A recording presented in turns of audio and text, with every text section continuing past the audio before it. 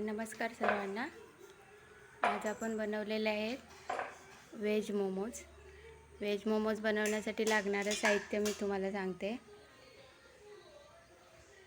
बारीक चिरलेला कोबी आहे, बारीक चिरलेला कांदा, गाजर आणि चीज एकत्र करून त्या मैद्याच्या पारीमध्ये भरून त्यांना वेगवेगळे आकार दिलेले आहेत मोमोजचे.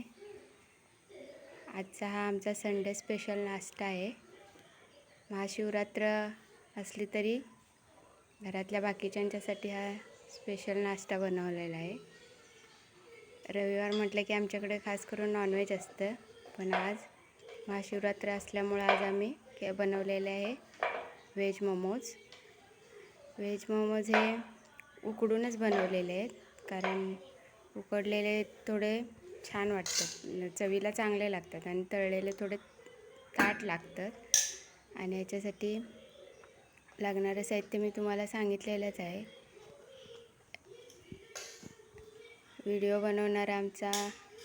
कॅमेरा धरणारा आमचा सार्थक आहे. इकडे आपले मोमोज उकडत ठेवलेले 15 ते 20 मिनटात ते उकडून झालेले आहेत.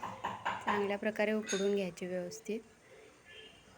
कसा वाटला हा मोमोज ते नक्की सांगा.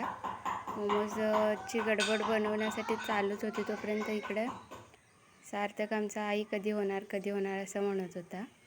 मोमोज त्याला पहिल्यांदा दिलेले आहेत आणि त्याचबरोबर आज आम्ही स्पेशल म्हणजे सार्थकचीच फरमाईश ओरिओ केक बनवलेला आहे.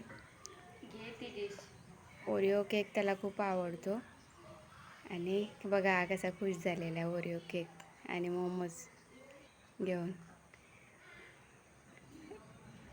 मोमोज बनवणे हे सोपी पद्धत आहे एकदम.